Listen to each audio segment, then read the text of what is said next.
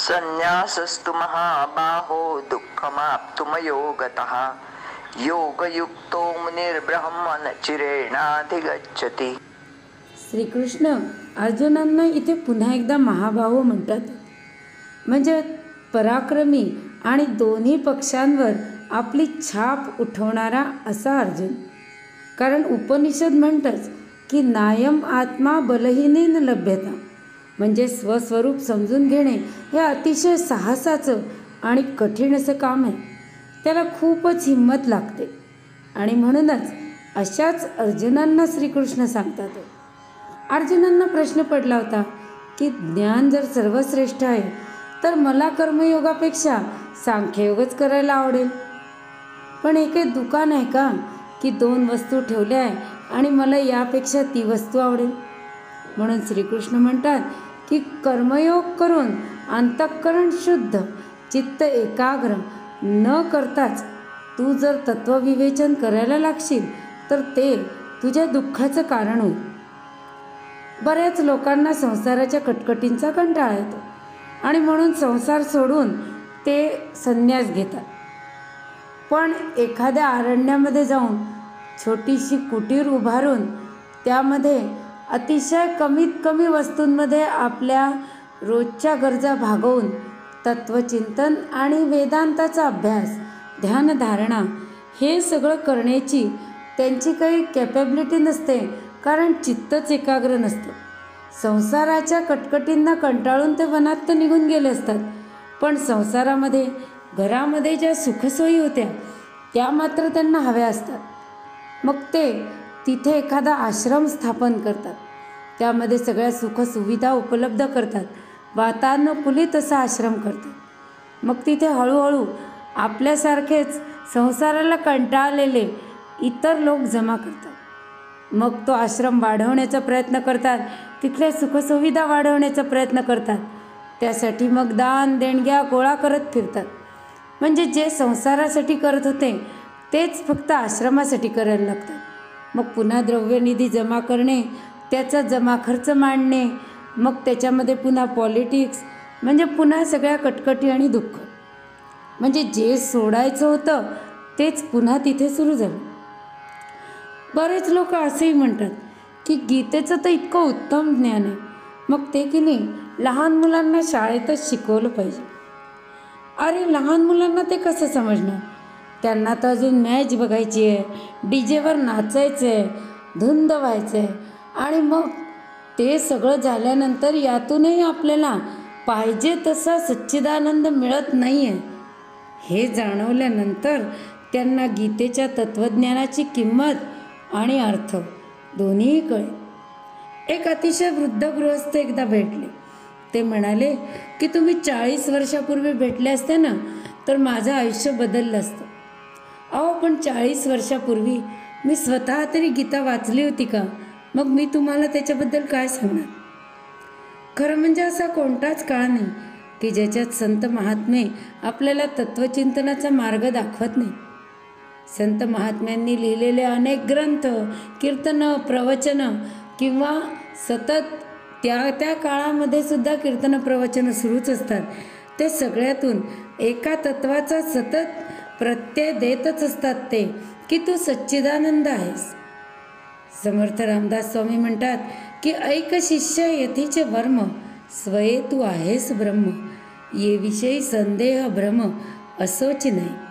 किती वेळेला वाचली आपण ही ओवी, पण आपण ऐकतो का? नाहीच. कारण काय? तर जन्मोनजन्म आपण कर्म करत आलो आहे. त्यानुसार आजही आपल्याला एक विशिष्ट भूमिका मिळाली.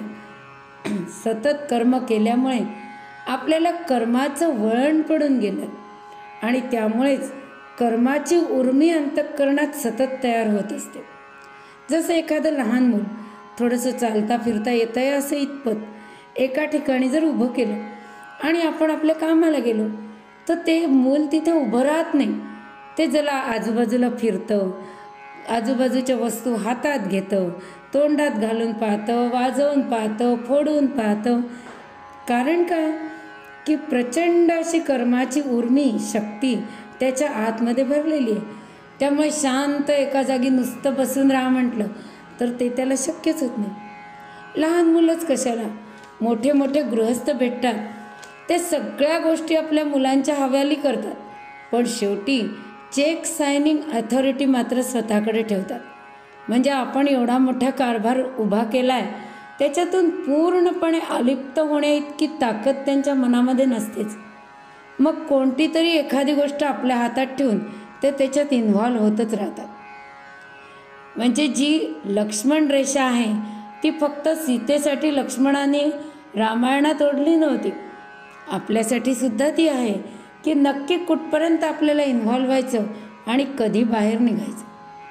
तर ज्याने आपली भूमिका 100% पूर्ण केली आहे त्याला त्या भूमिकेपासून अलिप्त होण्याचा अभ्यास आहे आणि मग हळूहळू त्याचं अंतःकरण शुद्ध झाल्यामुळे चित्त एकाग्र होतं.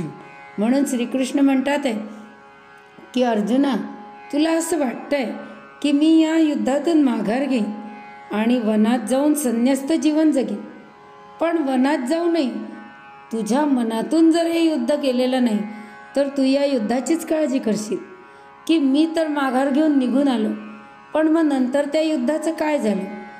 पितामहांमध्ये तर इतकी ताकद होती की ते माझ्या 4 भावांना सहज मारू शकले असतील. मग शेवटी युद्धाचं काय झालं अशी मनात तुझ्या हुरहुर जागत राहील. आज तरी तू इथे परिस्थितीत असल्यामुळे या परिस्थितीवर काहीतरी कंट्रोल ठेवू शकशील, पण मनात निघून गेल्यानंतर तुझ्या हातातही काही राहणार नाही, पण मनातूनही युद्ध निघून गेलं नाही. आणि अशा अर्धवट स्थितीमध्ये तुला सांख्ययोगाचं तत्त्वचिंतन करता येणं अजिबात शक्य नाही. म्हणून कर्मयोगाने आपण जिथे आहे तिथेच आधी अलिप्तपणे आपली भूमिका करायला शिकलो. हळूहळू त्या भूमिकेतून बाहेर पडून हा देह म्हणजे मी आहे ही आपली जी धारणा आहे ती सोडली की त्यानंतर आपण योगयुक्त होऊ आणि मग असा मुनी म्हणजे कर्मयोगाद्वारे ज्याचं चित्त मननशील झालं आहे. चिंतन आणि चिंता याच्यात महान फरक आहे. जेव्हा आपण स्वतःला परिच्छिन्न मानतो, अनेकत्वावर आपली दृष्टी आहे, तोपर्यंत आपण जो विचार करतो ती चिंता असते. आणि एकमेवाद्वितीयावर जेव्हा आपलं लक्ष केंद्रित होतं तेव्हा असतं ते चिंतन. तर अशा प्रकारे कर्म चैतन्य शक्तीला अर्पण केल्यामुळे चित्त एकाग्र झालं आहे असा मननशील मुनी मग ह्या ज्ञानाला जाणू शकतो. सांख्ययोगाद्वारे असलेल्या तत्वांचं चिंतन करू शकतो आणि ब्रह्म नचिरेणाधी गच्छती म्हणजे सातत्याने मी म्हणजे ती चैतन्य शक्ती आहे, मी म्हणजे ते ब्रह्म आहे याचा अनुभव घेत राहू शकतो. कारण असा सतत अनुभव घेत राहणं अतिशय कठीण काम आहे. जसं ईशावास्य उपनिषदात आहे, तद्देजती तन्नेजती तद्दुरे. अर्थ सांगता सांगता सांगता एका जणाला छान गाढ झोप लागली आणि म्हणे अगदी भारी मंत्र आहेत हे सगळे, कारण मला खूप शांत झोप लागली. कारण इतक्या खोलवर तत्त्वचिंतनात जाण्याची मनाची तयारीच नव्हती. किंवा केनोपनिषदात म्हटलं आहे की ते ज्ञान ज्ञात आणि अज्ञाताच्या पलीकडे, परमतत्वापर्यंत न चक्षु गच्छती न वाणी न मनो न बुद्धी. जाऊ द्या, मग काहीच पोचत नाही ते मला काय समजणार, इथपर्यंत ज्ञान पुरे झालं असं म्हणून आपण थांबतो. म्हणजेच आपल्या मनाची चित्ताची तत्त्वचिंतनाची तयारी झालीच नाही आहे. आणि म्हणून श्रीकृष्ण म्हणतात की सध्या कर्मयोग करून म्हणजे तू जिथे आहेस तिथेच तीच भूमिका अलिप्तपणे साकार करायची आहे. म्हणजे भूमिका साकार करत असताना अंतःकरणाकडे लक्ष वेधायचं आहे आणि ते अंतःकरण जास्तीत जास्त शुद्ध झालं की मग आपोआपच तू मननशील होशील, मनन करशील, तुझ्या मनामध्ये तत्वाची जिज्ञासा उत्पन्न होईल आणि मग तुला सांख्ययोग साध्य करता येईल. आता सांख्ययोगासाठी सज्ज झालेला मननशील मुनी कसा असतो त्याचं वर्णन श्रीकृष्ण लगेच पुढच्या श्लोकात करतात आहे, ते आपण पुढच्या वेळेला बघूया. श्रीकृष्णार्पणमस्तु.